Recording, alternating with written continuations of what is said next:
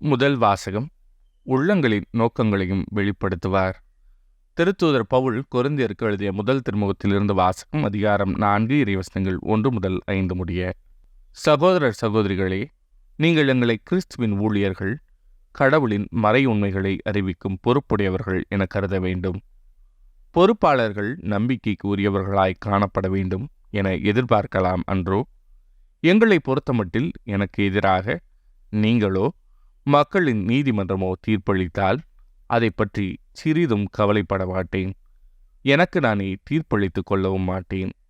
எனக்கு எதிராக குற்றம் எதுவும் இருப்பதாக தெரியவில்லை. ஆயினும் நான் குற்றமற்றவனாகிவிட மாட்டேன். எனக்கு தீர்ப்பு வழங்குபவர் ஆண்டவர் ஒருவரே. எனவே குறித்த காலம் வரும் முன், அதாவது ஆண்டவரின் வருகைக்கு முன் யாருக்கும் தீர்ப்பளிக்க வேண்டாம். அவரே இருளில் மறைந்திருப்பவற்றை வெட்ட வெளிச்சமாக்குவார், உள்ளங்களின் நோக்கங்களையும் வெளிப்படுத்துவார். அப்போது ஒவ்வொருவரும் கடவுளிடமிருந்து பாராட்டு பெறுவர். இது ஆண்டவரின் அருள்வாக்கு. இறைவா, உமக்கு நன்றி. பதிலுரை பாடல். நேர்மையாளருக்கு மீட்பு ஆண்டவரிடமிருந்து வருகின்றது. ஆண்டவரை நம்பு, நலமானதை செய், நாட்டிலேயே குடியிரு, நம்பத்தகுந்தவராய் வாழ். ஆண்டவரிலேயே மகிழ்ச்சி கொள், உன் உள்ளத்து விருப்பங்களை அவர் நிறைவேற்றுவார். நேர்மையாளருக்கு மீட்பு ஆண்டவரிடமிருந்து வருகின்றது. உன் வழியை ஆண்டவரிடம் ஒப்படைத்துவிடு, அவரையே நம்பியிரு. அவரே உன் சார்பில் செயலாற்றுவார். உன் நேர்மையை கதிரொளி போலும், உன் நாணயத்தை நண்பகல் போலும் அவர் விளங்கச் செய்வார். நேர்மையாளருக்கு மீட்பு ஆண்டவரிடமிருந்து வருகின்றது. தீமை நின்று விலகு, நல்லது செய், எந்நாளும் நாட்டில் நிலைத்திருப்பாய். ஏனெனில் ஆண்டவர் நேர்மையை விரும்புகின்றார். தம் அன்பரை அவர் கைவிடுவதில்லை. அவர்களை என்றும் பாதுகாப்பார். பொல்லாரின் மரபினரோ வேறறுக்கப்படுவர். நேர்மையாளருக்கு மீட்பு ஆண்டவரிடமிருந்து வருகிறது. நேர்மையாளருக்கு மீட்பு ஆண்டவரிடமிருந்து வருகின்றது. நெருக்கடியான நேரத்தில் அவர்களுக்கு வலிமையும் அவரே. ஆண்டவர் துணை நின்று அவர்களை விடுவிக்கின்றார். பொல்லாரிடமிருந்து அவர்களை விடுவிக்கின்றார். அவரிடம் அடைக்கலம் புகுந்ததால் அவர்களை மீட்கின்றார்.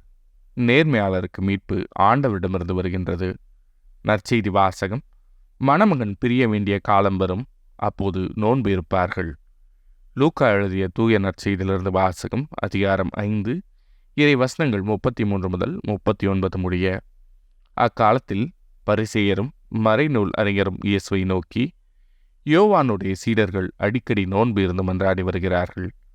பரிசேயர்களின் சீடரும் அவ்வாறே செய்கின்றனர். உம்முடைய சீடரோ உண்பதும் குடிப்பதுமாக இருக்கின்றனரே என்றார்கள்.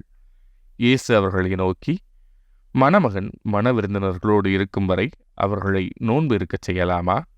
ஆனால் மணமகன் அவர்களை விட்டு பிரிய வேண்டிய காலம் வரும், அப்போது அவர்களும் நோன்பு இருப்பார்கள் என்றார்.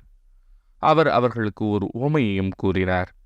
எவரும் புதிய ஆடையிலிருந்து ஒரு துண்டை கிழித்து அதை பழைய ஆடையோடு ஒட்டு போடுவதில்லை. அவ்வாறு ஒட்டு போட்டால் புதிய ஆடையும் கிழியும், புதிய துண்டும் பழையதோடு பொருந்தாது. அதுபோல பழைய தோற்பைகளில் எவரும் புதிய திராட்சை மதுவை ஊற்றி வைப்பதில்லை.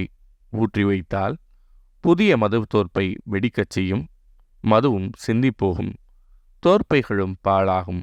புதிய மதுவை புதிய தோற்பைகள்தான் ஊற்றி வைக்க வேண்டும். பழைய திராட்சை மதுவை குடித்தவர் எவரும் புதியதை விரும்ப மாட்டார், ஏனெனில் பழையதே நல்லது என்பது அவர் கருத்து. இது ஆண்டவரின் அருள்வாக்கு. கிறிஸ்துவே, உமக்கு புகழ்.